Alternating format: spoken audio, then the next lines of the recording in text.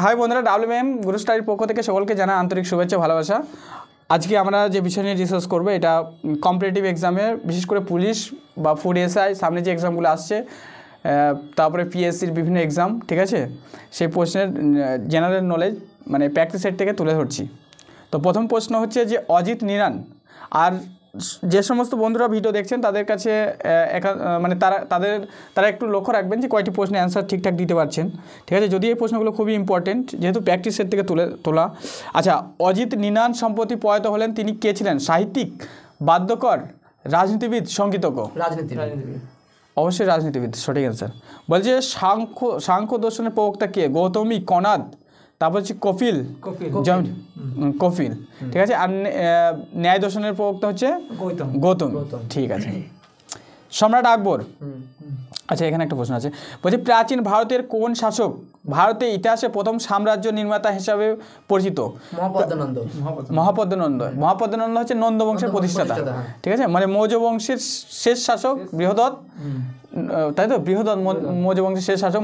মৌর্য বংশের পরেই নন্দ বংশ প্রতিষ্ঠিত হয়, ঠিক আছে। মৌর্য বংশের কি মহাপদ্মনন্দ, ঠিক আছে। এছাড়া ধননন্দ আছে, হ্যাঁ, মৌর্য বংশের ওই মহাপদ্মনন্দেরই পুত্র ধননন্দ। আচ্ছা, সম্রাট আকবর কোন সময় থেকে তীর্থকর বন্ধ করেন? আমরা জানি যে সম্রাট আকবর হচ্ছেন মোগল সাম্রাজ্যের শ্রেষ্ঠ শাসক, ঠিক আছে। তার সময় একটা বিখ্যাত মানে যুদ্ধ হয়েছিল, সেটা হচ্ছে পানিপথের যুদ্ধ, দ্বিতীয় যুদ্ধ, ঠিক আছে। আবার হলদিঘাটের যুদ্ধ। তাহলে এখানে যে প্রশ্নটা বলছে যে সম্রাট আকবর কোন সময় তার তীর্থকর বন্ধ করেন? 1563। আর যদি বলা হয় মানে জিজিয়া কর বন্ধ করেছেন তাহলে 1564 খ্রিস্টাব্দে হবে, ঠিক আছে। আর 1576 খ্রিস্টাব্দে কী হয়েছিল? এখানে অপশানগুলো 76 হলদিঘাটের যুদ্ধ, ঠিক আছে। আর 1572 খ্রিস্টাব্দে বুলন্দ দরওয়াজা তিনি প্রতিষ্ঠা করেছিলেন গুজরাটের বিজয় স্মরণ করে রাখার জন্য।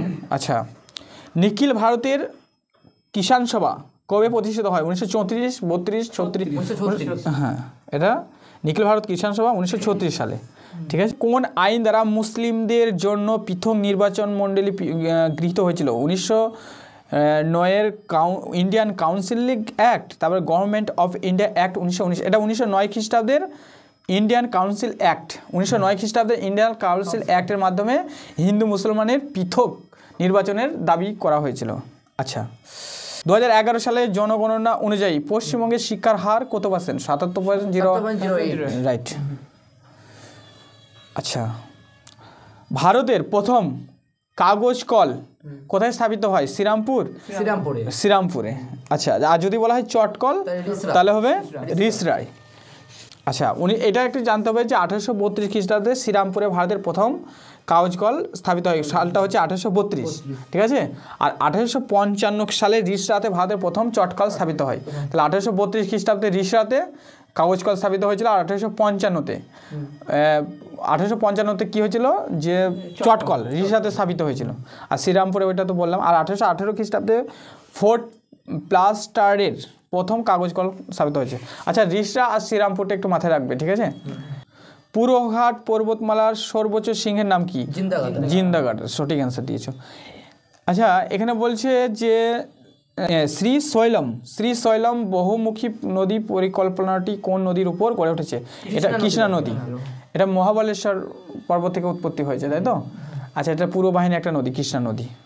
এটা অন্ধ্রপ্রদেশের মধ্যে প্রবাহিত হয়েছে। আচ্ছা, ভারতের সংবিধানের কত নম্বর ধারায় অ্যাটর্নি জেনারেলের কথা উল্লেখ আছে? 165, 148, 76? অবশ্যই 76, ঠিক আছে। ত্রিস্তর পঞ্চায়েতি রাজ ব্যবস্থায় জেলা পরিষদের প্রধান কর্মকর্তাকে কি বলা হয়? সভাধিপতি। জেলা পরিষদটাকে বলা হয়, আমাদের ত্রিস্তর পঞ্চায়েত ব্যবস্থা 3টে স্তর: গ্রাম পঞ্চায়েত, পঞ্চায়েত সমিতি, জেলা পরিষদ, ঠিক আছে। আচ্ছা, গ্রাম পঞ্চায়েতের যে প্রধান তাকে মানে সভাপতি কে করে? প্রধান করে, মানে মেন যে। আর এটা হচ্ছে যে জেলা পরিষদ, সভাধিপতি, গ্রাম পঞ্চায়েত আর জেলা পরিষদ। আর একটা হচ্ছে পঞ্চায়েত সমিতি। পঞ্চায়েত সমিতি বললে সভাপতি হবে, ঠিক আছে। মানে পঞ্চায়েত সমিতির যে মানে কর্মকর্তাকে বলা হয় সভাপতি, আর জেলা পরিষদ বললে সভাধিপতি, আর প্রধান তো গ্রাম পঞ্চায়েতের। আচ্ছা, নেক্সট প্রশ্ন, ভারতীয় সংবিধানে কত নম্বর ধারায় মানে কত নম্বর সংবিধান সংশোধনীর মাধ্যমে 6 থেকে 14 বছরের শিশুদের অবৈতনিক ও আবশ্যিক শিক্ষা, মানে 6 থেকে 14 বছরের প্রত্যেকটা শিশুকে আবশ্যিক শিক্ষা দিতে হবে সরকারের তরফ থেকে। এটা মানে কত নম্বর সংশোধনীতে আছে? 86তম সংবিধান সংশোধনী, সঠিক অ্যান্সার। এখানে বলছে রাষ্ট্রের নির্দেশমূলক নীতি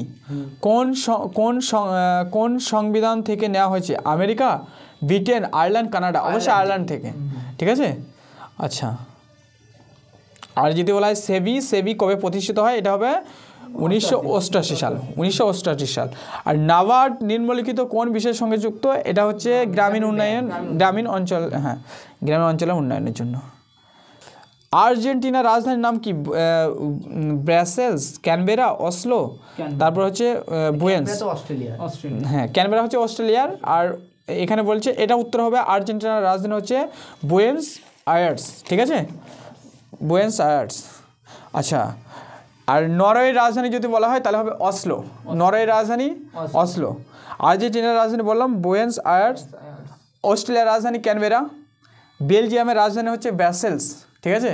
এই যে বুয়েন্স আয়ার্স আর ব্রাসেলসের মধ্যে কনফিউজ হতে পারে। ব্রাসেলস হচ্ছে বেলজিয়ামের রাজধানী, ঠিক আছে। আর আর্জেন্টিনার হচ্ছে বুয়েন্স আয়ার্স, আর ক্যানবেরা তো অস্ট্রেলিয়ার। আচ্ছা, জাপানের পার্লামেন্টকে কি বলা হয়? ডায়েট, ঠিক আছে। কিছু পার্লামেন্ট, জাপানের পার্লামেন্ট, ইসরায়েলের পার্লামেন্টকে বলা হয় নেসেট, রাশিয়ার পার্লামেন্টকে বলা হয় ডুমা, ঠিক আছে।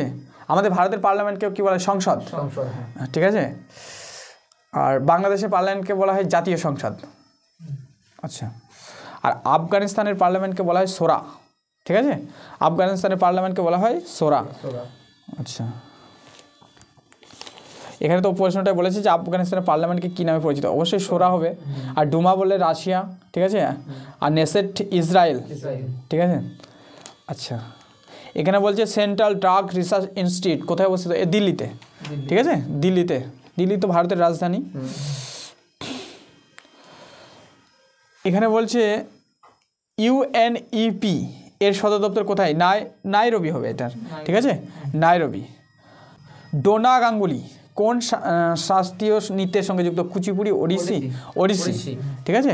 ওড়িশি নৃত্যের সঙ্গে যুক্ত, মানে কোন ব্যক্তি কোন নৃত্যের সঙ্গে যুক্ত, এটা একটু মানে এগুলো ইম্পর্টেন্ট, বিভিন্ন পরীক্ষা আসে। যেমন ভারতনাট্যম থেকে যামিনী কৃষ্ণমূর্তি আছে, তারপরে আছে যে ওই বলিউডের যে পুরানো নায়িকা বৈজয়ন্তীওয়ালা, ঠিক আছে, এরা হচ্ছে ভারতনাট্যম। তার মল্লিকা সারাভাই, এরা ভারতনাট্যমটা কোন রাজ্যে?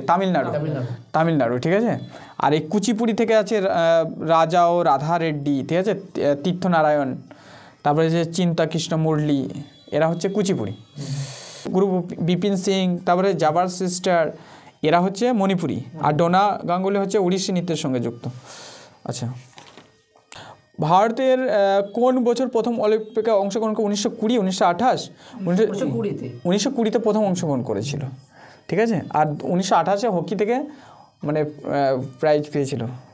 আচ্ছা, মিড নাইট চিলড্রেন, এটা ইম্পর্টেন্ট কিন্তু। গ্রন্থটির লেখককে? মিড নাইট চিলড্রেন গ্রন্থের লেখককে?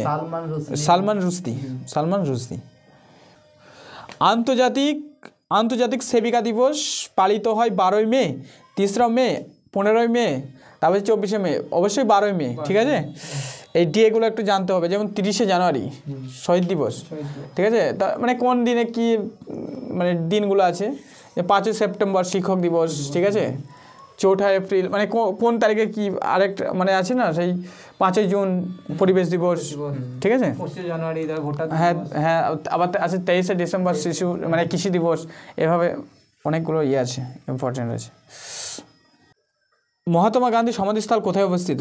শক্তিস্থল, বীরভূম, রাজঘাটে। আচ্ছা, কার কোথায় সমাধিস্থল এটা একটু মানে ইম্পর্টেন্ট আছে এগুলো একটু। যেমন রাজঘাট হচ্ছে তোমার মহাত্মা গান্ধীর, তাই তো, দিল্লিতে অবস্থিত রাজঘাট।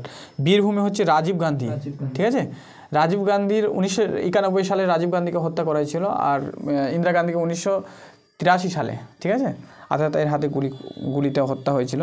তাহলে ইন্দিরা গান্ধীর যদি বলা হয় সমাধিস্থল তাহলে হবে শক্তিস্থল, মনে থাকবে, শক্তিস্থল ইন্দিরা গান্ধী বললে। আর যদি বলা হয় মহাত্মা গান্ধী তাহলে হবে রাজঘাট, রাজীব গান্ধী বলে বীরভূমি, ঠিক আছে। আর বিজয় ঘাট হলে লাল বাহাদুর শাস্ত্রী, লাল বাহাদুর শাস্ত্রী ভারতের তৃতীয় প্রধানমন্ত্রী, তাই তো। এখানে বলছে ইলেকট্রন কে আবিষ্কার করেছেন, Rutherford, Chadwick, J J Thomson. আর রাদারফোর্ড 1909 খ্রিস্টাব্দে প্রোটন আবিষ্কার করেছেন, ঠিক আছে।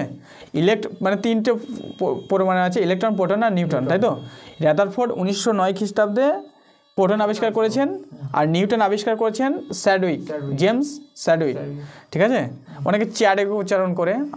আর আছে জে জে থমসন ইলেকট্রন কত সালে, 1897। জে জে থমসন 1897 খ্রিস্টাব্দে ইলেকট্রন আবিষ্কার করেছেন, ঠিক আছে। আচ্ছা, এদের মধ্যে সবচেয়ে ভারী কণা যদি বলা হয় তাহলে নিউটন হবে। হ্যাঁ, তো বন্ধুরা আমরা আর পরবর্তী ভিডিওতে অন্যান্য জিকে নিয়ে ডিসকাস করব। অনেক জিকে আছে, যেহেতু ভিডিও বেশি বৃদ্ধি করি না, খুব অল্প মানে ছোট্ট করে ভিডিও বানাই। আর আমরা এই প্রশ্নগুলো গ্রুপ মানে বিভিন্ন প্র্যাকটিসের থেকে বা প্রিভিয়াস ইয়ারে যে প্রশ্নগুলো বিভিন্ন এক্সামে এসেছিল, ঠিক আছে, সেই প্রশ্নগুলো নিয়ে ডিসকাস করছি। তো সমস্ত শিক্ষার্থী মানে যারা বিভিন্ন কম্পিটিটিভ এক্সামের জন্য প্রিপারেশন নিচ্ছেন তাদের জন্য এই ভিডিওটা হয়তো হেল্পফুল হতে পারে। তো সকল বন্ধুদের একান্ত অনুরোধ করব, যদি আমাদের এই ভিডিওটা ভালো লেগে থাকে তাহলে আমাদের চ্যানেলটিকে লাইক, কমেন্ট, শেয়ার, সাবস্ক্রাইব করবেন। সকলকে আমাদের ভিডিও দেখার জন্য অসংখ্য ধন্যবাদ।